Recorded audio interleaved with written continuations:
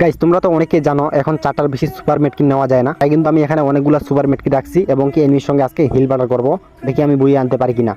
Enemy কিন্তু guys আমাকে এখানে দেখতে পায় এবং কি বসে বসে গুলি চালাচ্ছে, তোমাদেরকে দেখাই। সে কিন্তু বসে বসে গুলি চালাচ্ছে। তো আজকে আমরা দেখবো তারা কতক্ষণ টিকে থাকতে পারে আর আমি এখানে জনের ভাইরে কতক্ষণ টিকে থাকতে পারি। আমার কাছে কিন্তু অনেকগুলো মেডকিট রাখছে, তো দেখি তাদের সঙ্গে আমি হিল বাটার করে বুইয়া করতে পারি কিনা।